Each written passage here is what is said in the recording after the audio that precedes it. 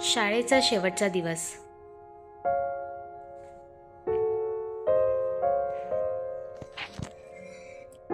ती घंटा वाजली, पण आज ती शाळा सुरू झाली असं सांगत नव्हती. ती सांगत होती संपली आता. आणि पहिल्यांदाच कोणीही वर्गात धावत नव्हतं. तो बेंच जिथं बसायचं, भांडण व्हायचं, आज सगळे तिथे अगदी शांत बसले होते. जणू ती शेवटची नजर त्या लाकडात आठवणी कोरत होती.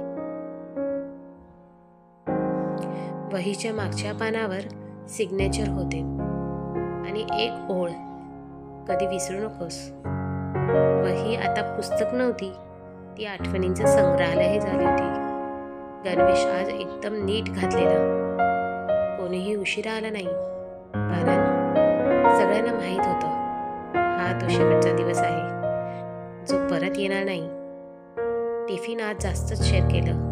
वरण, भात, पोळी, भाजी, लाडू, जेवण कमी, आठवणीत जास्त. शिक्षकांच्या हातात गुलाब होतं, पण डोळ्यात पाणी.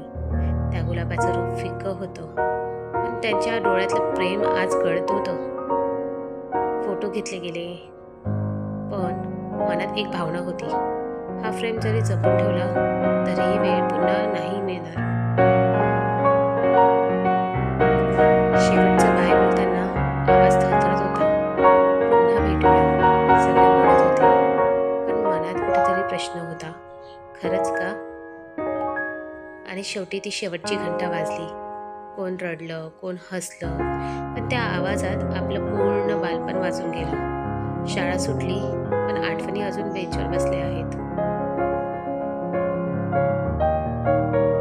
नमस्कार मंडळी, व्हिडिओ आवडला असेल तर लाईक करा, शेअर करा, सबस्क्राईब करा आणि बेल आयकॉन दाबायला विसरू नका. धन्यवाद.